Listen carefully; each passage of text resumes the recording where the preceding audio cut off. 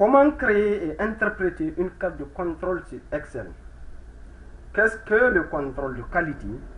Que représente la carte de contrôle pour le contrôle de qualité?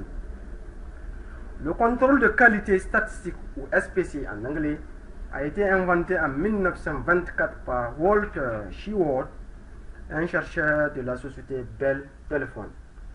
Le Dr Shewhart a développé des outils rudimentaires pour le contrôle du processus pour améliorer l'homogénéité de production de Bell. Les Japonais étaient les premiers à adopter le SPC. Les firmes américaines ont adopté le SPC longtemps après les Japonais. Le principal outil du SPC est la carte de contrôle. Une carte de contrôle est simplement un graphique dont les points représentent une caractéristique du processus.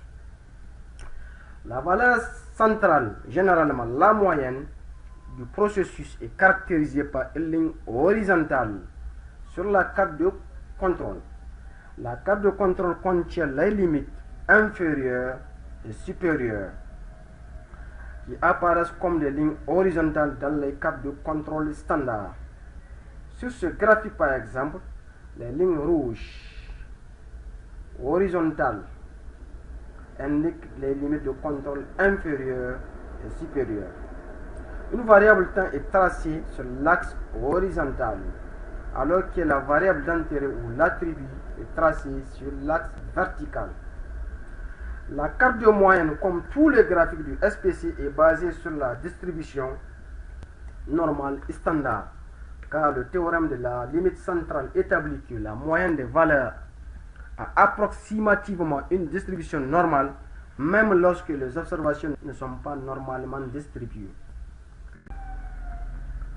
Voici un premier exemple de carte de moyenne. Dans cet exemple, les étudiants préfèrent suivre les cours des bons professeurs plutôt que ceux des mauvais.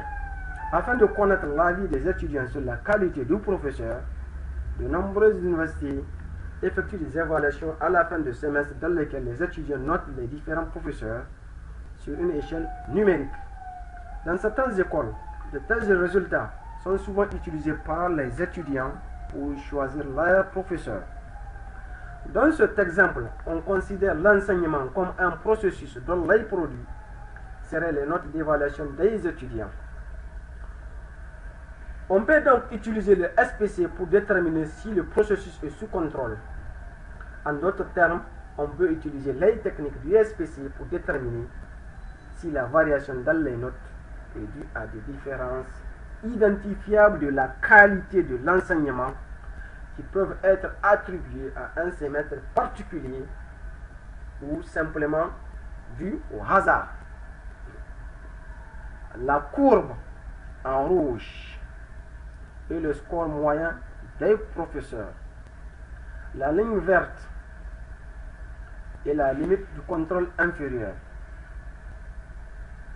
Et la ligne bleue est la limite de contrôle supérieur. Comment créer telle carte et comment l'interpréter? Nous vous renvoyons à la fin de cette présentation.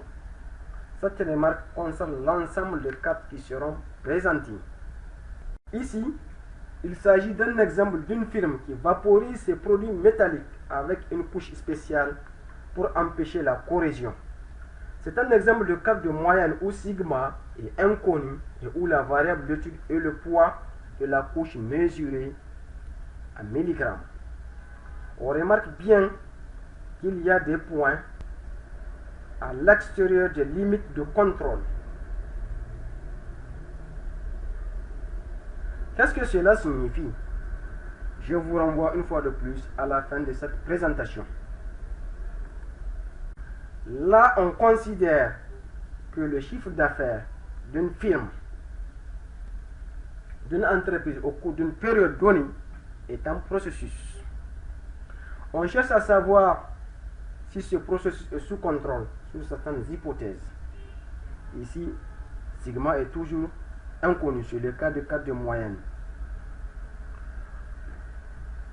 Malgré que tous les points soient à l'intérieur des limites de contrôle, ce processus n'est pas sous contrôle. Pourquoi? Je vous renvoie une fois de plus à la fin de cette présentation. Il s'agit, dans cet exemple,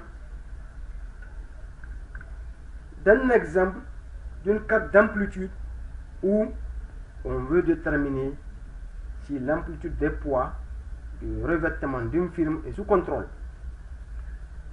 Comme vous le voyez, un seul point semble à l'extérieur des limites de contrôle. Que peut-on conclure? Vous le saurez plus tard. Dans cet exemple, la variable d'étude est le nombre moyen d'accidents relevés chaque mois pendant une période donnée. On note C bar le nombre moyen mensuel d'accidents pour toutes les données. Ici, le processus semble sous contrôle. L'est-il vraiment? Observez bien. Nous le verrons plus tard. Dans ce dernier exemple, celui de la carte P, on a mesuré pour une période donnée et sur 20 échantillons de 200 tiges la proportion de tiges défectueuses. Ici, la limite de contrôle inférieure passe en dessous de l'axe des abscisses. Est-ce normal? Que peut-on dire de cette carte? Je vous renvoie à la prochaine diapositive qui est la dernière. Nous arrivons enfin à la fin de la présentation. Nous venons de voir les différents types de cartes de contrôle. Toutes ces cartes ont été créées facilement et exclusivement avec le logiciel Excel. Si vous voulez savoir comment elles ont été créées et aussi et surtout comment les interpréter, c'est simple. Allez-y sans plus tarder sur le site www.agiconsulting.net/carte. Vous y trouverez la réponse à ces questions. Des surprises vous attendent aussi. Vous pouvez aussi nous contacter en nous envoyant un email sur administrateur@agi-consulting.net ou sur contact@internetaffaires.com.